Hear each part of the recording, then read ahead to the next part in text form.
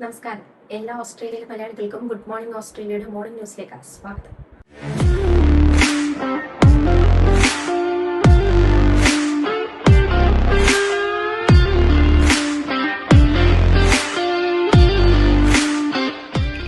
എവിടെ വരുന്നത് ഓൺലൈനിൽ നമ്മൾ സാധനം ഉണ്ട്.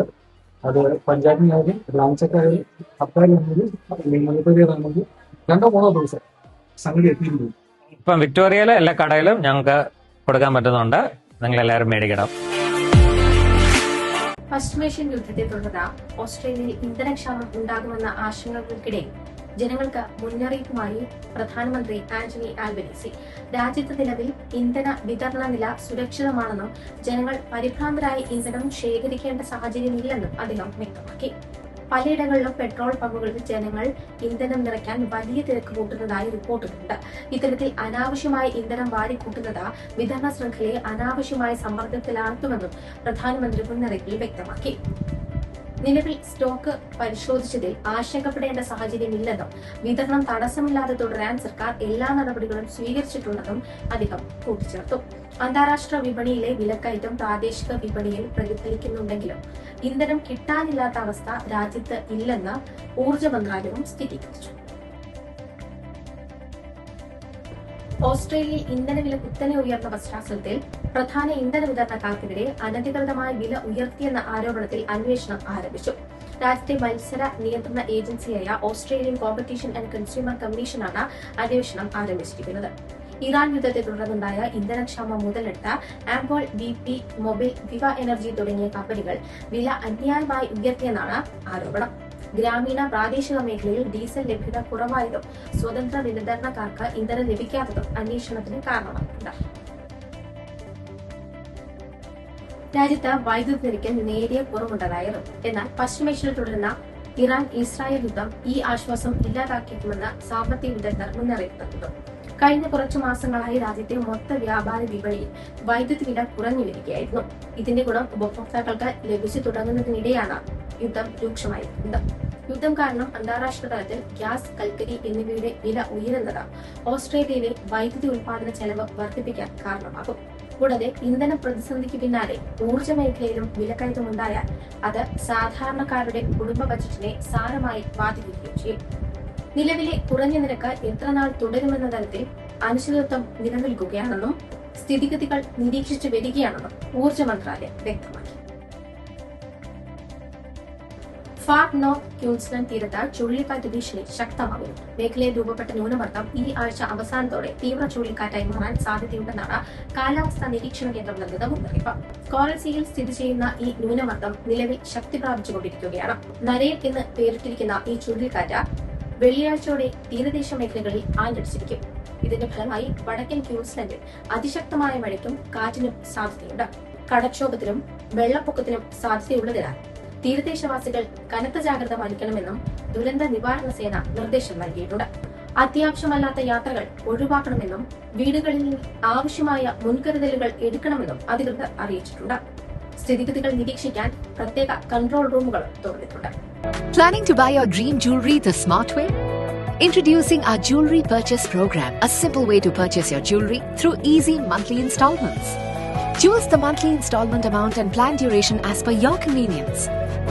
Gold weight equivalent to your monthly payment gets accumulated every month. Bring home your dream jewelry at the end of the program. Complete transparency and the assurance of the trusted Malabar Promise. Bring home the shine with the Jewelry Purchase Program. Enroll today. സിഡ്നിയിലെ സ്കൂളിൽ സഹപാഠിക്ക് നേരെ air gun ഉപയോഗിച്ച് വെടിയുതിർത്ത സംഭവത്തിൽ കൌമാരക്കാരനായ വിദ്യാർത്ഥിയെ police arrest ചെയ്തു. സിഡ്നിയുടെ കിഴക്കൻ മേഖലയിലുള്ള സ്കൂളിൽ ഇന്നലെയാണ് സംഭവം നടന്നത്. സ്കൂൾ പരിസരത്ത് വെച്ച ഇരു വിദ്യാർത്ഥികൾ തമ്മിലുണ്ടായ തർക്കമാണ് വെടിവെപ്പിൽ കലാശിച്ചതെന്ന റിപ്പോർട്ടുകൾ സൂചിപ്പിക്കുന്നു. ആക്രമണത്തിൽ മറ്റൊരു വിദ്യാർത്ഥിക്ക് ഗുരുതരമായി പരിക്കേറ്റു. സുരക്ഷാ മുൻകരുതലിന്റെ ഭാഗമായി വിദ്യാർത്ഥിയെ ആശുപത്രിയിൽ പ്രവേശിപ്പിച്ചിരിക്കുകയാണ്. സംഭവത്തെ തുടർന്ന് സ്കൂളിൽ കുറച്ചുനേരം പരിഭ്രാന്തി പടർന്നിരുന്നു. പോലീസ് ഉടൻ സ്ഥലത്തെത്തി തോക്ക് കണ്ടെടുക്കുകയും അക്രമിയെന്ന് സംശയിക്കുന്ന വിദ്യാർത്ഥിയെ കസ്റ്റഡിയിലെടുക്കുകയും ചെയ്തിട്ടുണ്ട്. സംഭവത്തിൽ വിശദമായ അന്വേഷണം നടത്തിവരികയാണെന്ന് ന്യൂ സൗത്ത് വെയിൽസ് പോലീസ് അറിയിച്ചു. വിക്ടോറിയൻ ലേബർ പാർട്ടിയിൽ നേതൃത്വമാറ്റം ഉണ്ടാകുന്ന തരത്തിൽ പ്രചരിക്കുന്ന വാർത്തകൾ അടിസ്ഥാനരഹിതമാണെന്ന് പ്രീമിയർ ജസീന്ത ആർഡൻ വ്യക്തമാക്കി. താൻ സ്ഥാനമൊഴിയാൻ ഒരുങ്ങുകയാണെന്ന അഭ്യൂഹങ്ങൾ തള്ളിക്കളഞ്ഞവർ വിക്ടോറിയയിലെ ജനങ്ങൾക്കായി സേവനം തുടരുമെന്ന് വ്യക്തമാക്കി. കഴിഞ്ഞ കുറച്ച് ദിവസങ്ങളായി വിക്ടോറിയൻ രാഷ്ട്രീയ വൃത്തങ്ങളിൽ പ്രീമിയറുടെ സ്ഥാനത്തെക്കുറിച്ച് വലിയ ചർച്ചകൾ നടന്നുവരികയായിരുന്നു.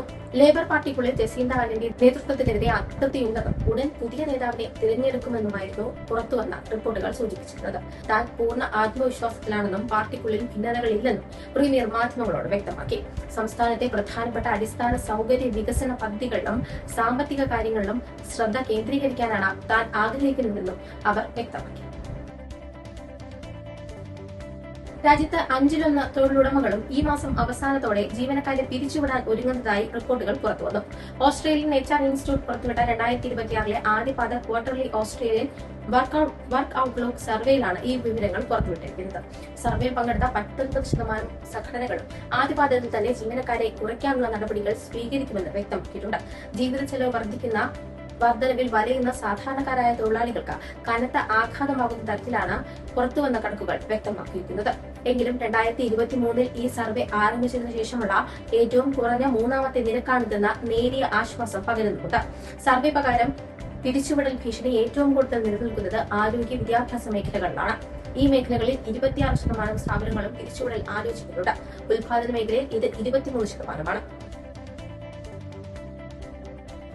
കെ സുധാകരന് പിന്നാലെ സ്ഥാനാർത്ഥിത്വത്തിനായി സമ്മർദ്ദം ശക്തമാക്കി അടൂർ പ്രകാശ് MP. കോന്നിയിൽ സ്ഥാനാർത്ഥിയായി തന്നെയും പരിഗണിക്കണമെന്ന് അടൂർ പ്രകാശ് ഹൈക്കമാൻഡിനോട് ആവശ്യപ്പെട്ടു.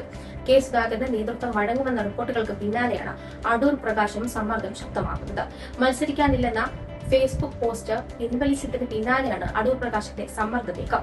സുധാകരന്റെ സ്ഥാനാർത്ഥിത്വ വിവാദം കൊടുമ്പിരികൊണ്ടിരിക്കുന്ന സമയത്താണ് അടൂർ പ്രകാശ് താൻ മത്സരിക്കാനില്ലെന്ന് ഫേസ്ബുക്കിൽ പ്രഖ്യാപിച്ചുകൊണ്ട് പോസ്റ്റിട്ടത്. എന്നാൽ സുധാകരന്റെ സീറ്റ് നൽകാൻ ഹൈക്കമാൻഡ് തയ്യാറെടുത്തതിന് പിന്നാലെ അടൂർ പ്രകാശ് പോസ്റ്റ് പിൻവലിക്കുകയായിരുന്നു. രാഹുൽ മാങ്കൂട്ടത്തിൽ MLA-ക്കെതിരായ മുൻകൂർ ജാമ്യം റദ്ദാക്കില്ല. മുൻകൂർ ജാമ്യം റദ്ദാക്കണമെന്ന അന്വേഷണ സംഘത്തിന്റെ ഹർജി Thiruvananthapuram judicial first class magistrate കോടതി തള്ളി.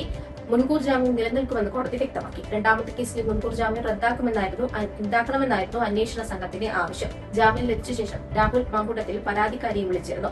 തുടർന്ന് യുവതി പരാതി നൽകിയിരുന്നു. രാഹുൽ പരാതിക്കാരിയെ വിളിച്ചത് ഭീഷണിപ്പെടുത്താനാണ് എന്നായിരുന്നു പ്രോസിക്യൂഷന്റെ വാദം.